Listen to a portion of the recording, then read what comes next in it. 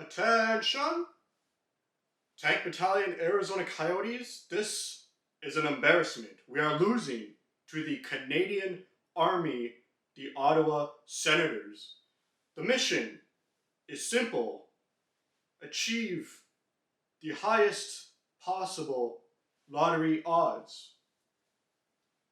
Hello? Bill. Oh, yeah, thanks for returning my call. Yeah, what's the timeline for the tank commander? Couple weeks. What? COVID-19? Biological warfare? I can't handle this. Captain Howl is getting upset. Yes, I've been feeding him hot dogs. Alright, thoughts and prayers go to Captain Howl. Someone should let him know that in terms of point percentage, the Coyotes are in fact last place, but I don't know if he's smart enough to realize that. So let's get into it. 20 games in the books. All you need to do is do that 4 more times, and this tumultuous season is over. It started out terribly, but it's been pretty okay the past couple weeks. And, quarter of the season, it's a good opportunity to see, the stats of the team. You don't really get to see stats all the time unless you go out looking for it. Just to see, what's going on the past 20 games. It's a pretty big sample size to see what the team is doing, what they need to work on, and where do they go from here, what players are producing, what players aren't producing, and all that good stuff. So I got the 2021 results here. That's Rick Tockett's last season, the shortened season with the Coyotes. I have their current 20 game stats here. Yeah, some of these stats were hard to put down. I mean, some terrible numbers here. And then the players here and the goalies. So we'll get into it. They're 4-14-2. Didn't really expect that they could ever win back-to-back games or even compete in a bulk of games after going winless in their first 11 or 12 games.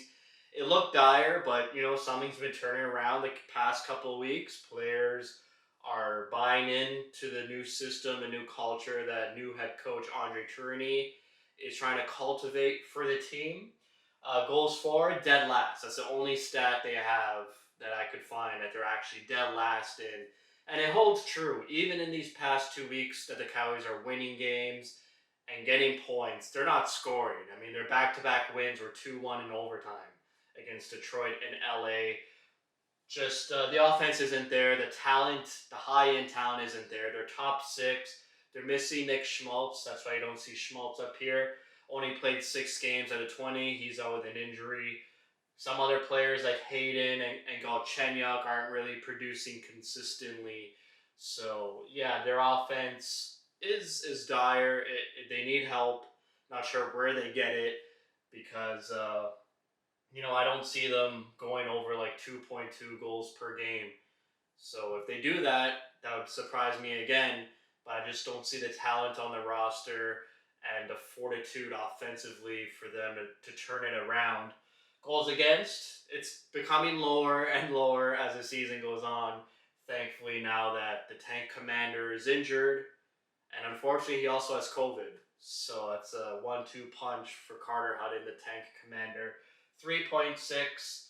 So under target goals for was 2.68. Even then, we said the Coyotes couldn't score.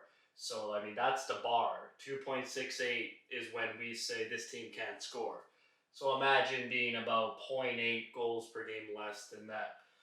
Goals against, they're 29th, 3.6 goals against per game. Last year, 3.11. Even last year, I was saying the goaltending's bad, the defense is bad, the PK is bad. So that's a 3.11. It should never be above 3. It should never be above 2.8. So, it's coming down. They're only 20. They're 29th, so there's 3 more teams, or 3 more teams worse than the Coyotes in goals against. Not sure how. Seattle, Montreal, really fumbling the ball here. Power play percentage, 14%.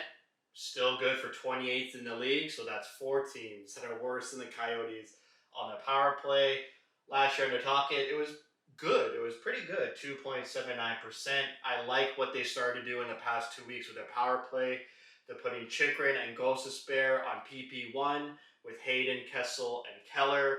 Before that, it was they would split Chikrin and Gostisbehere. They would split Keller and Schmaltz, but now it's like, hey, we suck offensively.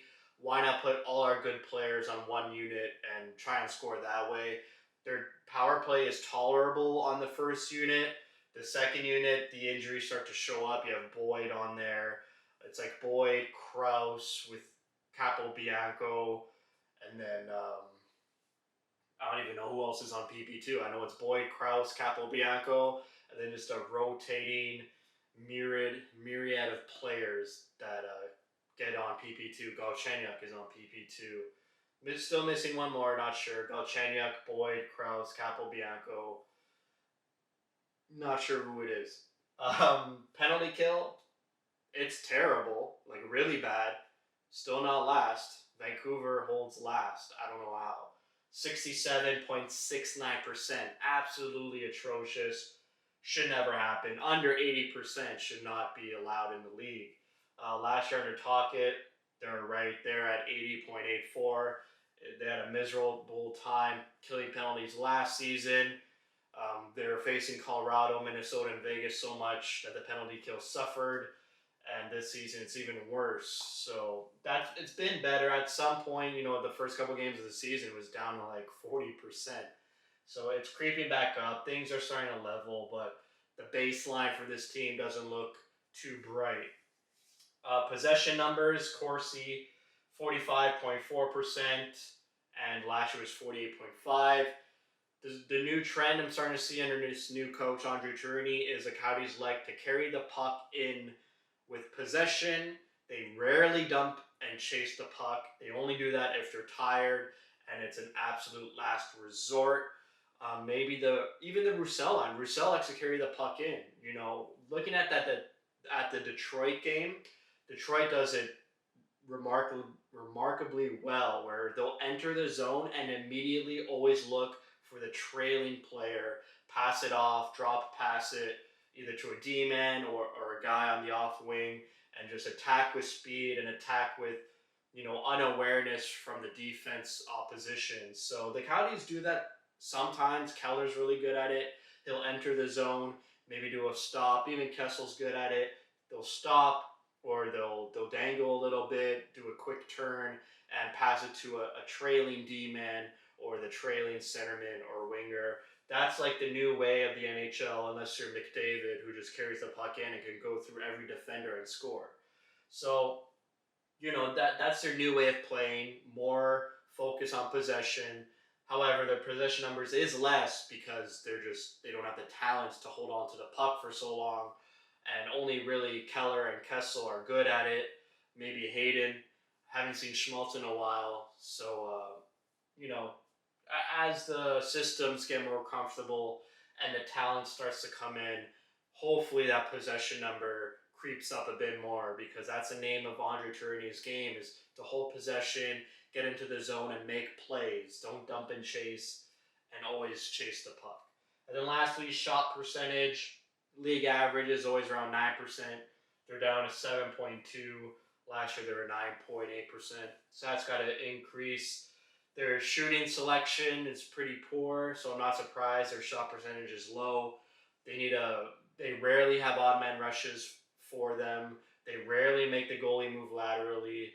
A lot of goals are from the point, screened, rebound, or it's just Clayton Keller playing on some magic. So they need better quality shots, I feel. That's why their offense is so bad too, and their goals for per game is so low. They rarely get high danger chances, and they're rarely making the other goalie work to make a save. So that's got to improve. I think on the save percentage somehow almost equal to last year. Considering last year we had Kemper, Ranta, and Aiden Hill. Granted, Kemper and Ranta were rotating injuries all the time, but if you eliminate Carter Hutton's 2 games, I can't believe he only played 2 games. I know he started 3. He left the Florida game, but it seemed like Hutton was in net for way longer than 2 games. That's how bad he was.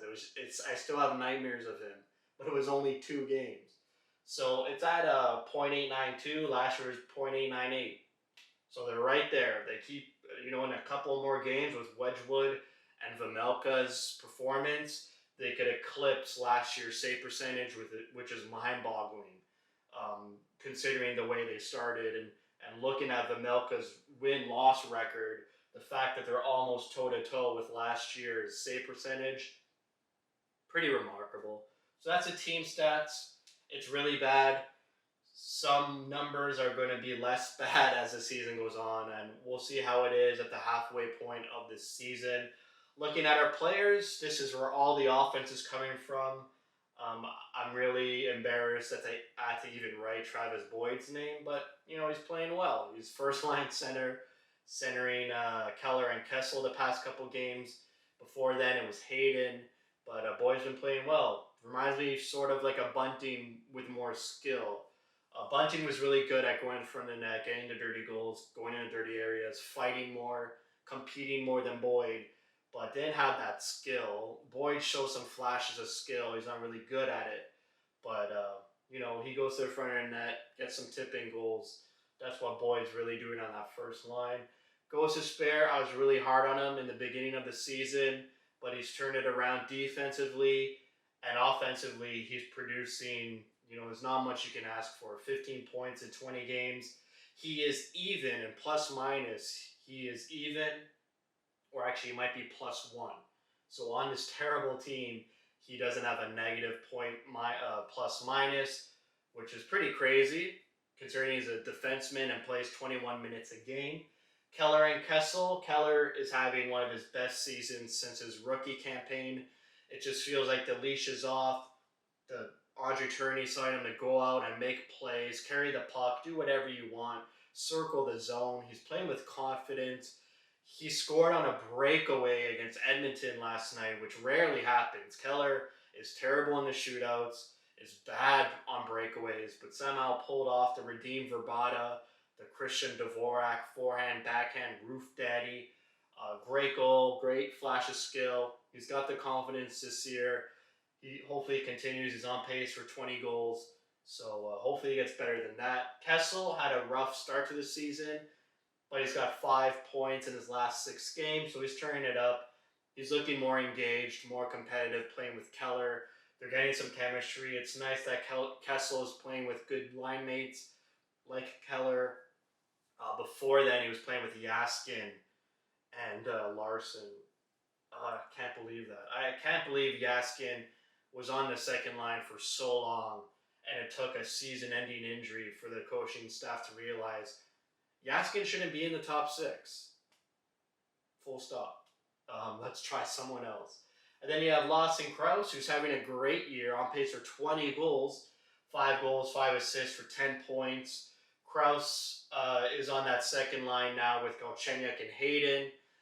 We'll see when Schmaltz comes back, when he comes back. I don't even know what his timeline is. But so you got Hayden in the top 6 playing with Krause.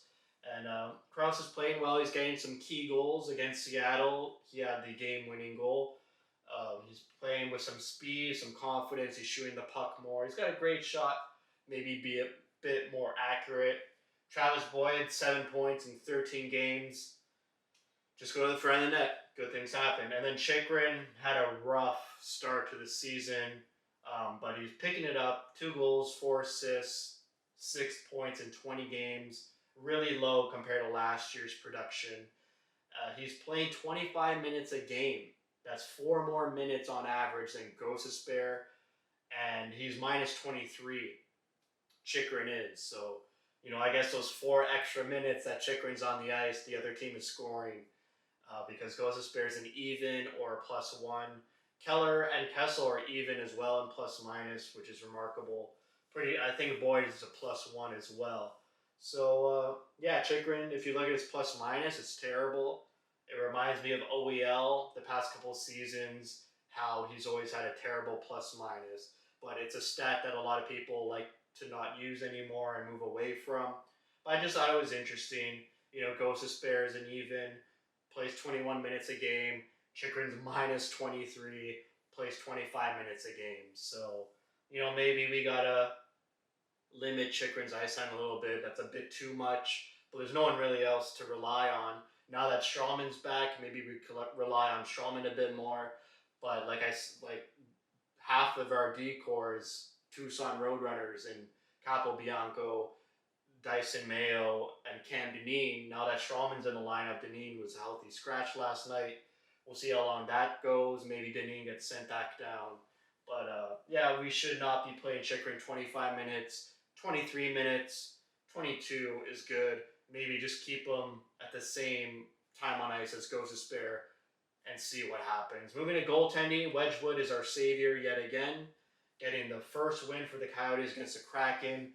Look at that save percentage, 933 on this team. Just totally remarkable. Those are like Darcy Kemper numbers. I know it's only 6 games.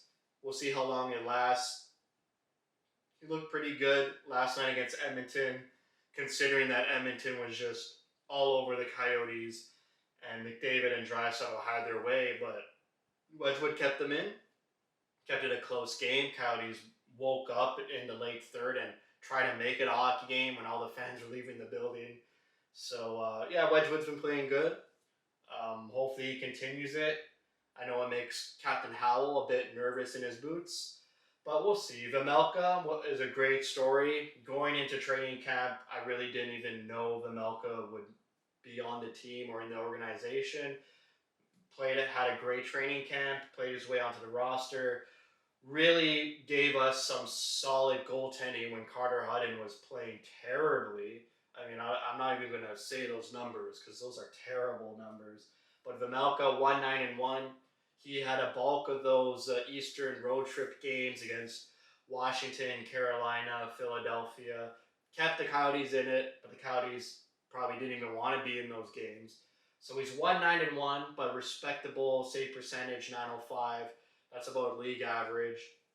But a pretty poor goals against average at 3.06. If you're realizing that these win-loss records don't match this, Ivan Prosvetov played 1 game against Tampa Bay. They lost that game 4-0 or 4-1. So didn't put Prosvetov there. He only played 1 game and then was sent down once they picked up Wedgwood. So that's it. It was bad. It got a bit better, and hopefully it just stays the way it's been the past 2 weeks. We'll see what happens when Hutton comes off injury, if he ever does. To be honest, I'd rather Hutton just, be around the team, get healthy, maybe work with Corey Schwab for a month, just practice his game. If he doesn't feel it, he doesn't feel it. But none of Vejmelka or Wedgwood should hit waivers to bring back Hutton. If the tank isn't going as planned, Ottawa is behind us in the standings. We're on the heels of Montreal, the Islanders, and Vancouver, and Seattle. So, I mean, it's too early to start thinking about that. Maybe halfway through the season, Bill Armstrong might make some trades to, lessen the Coyotes' good hockey play, or put Hutton in net for a couple games. But in order to put Hutton in net, I think one of these goaltenders will have to hit waivers, and that'll be a huge mistake. So it'll be interesting how Bill Armstrong handles it, and we'll see what happens. The injury bug has hit the Coyotes. Dzingel was out for a long time. He's come back and is playing well. He's providing some good offense. Connor Timmins, Yaskin, like I mentioned, are out for the season. Schmaltz hasn't played in 14 games. So they're missing a lot of guys. Andrew Ladd, Johan Larsson are injured as well. So maybe get some bodies back and they start playing like they have been the past 2 weeks and play some consistent competitive hockey. Their second period's doing a lot of work.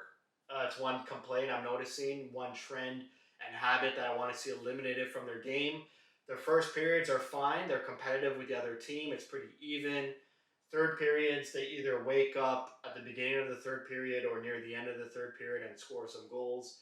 But that middle frame is where they rely too much on goaltending to keep them in it, and it's too much pressure for Wedgwood and Vejmelka to always keep them in it when the Coyotes get dominated in the second period. So we'll see how the next 20 games go. So that's it for me. Thank you for watching. If you like what you see, spread the word. And as always, thank you for your support.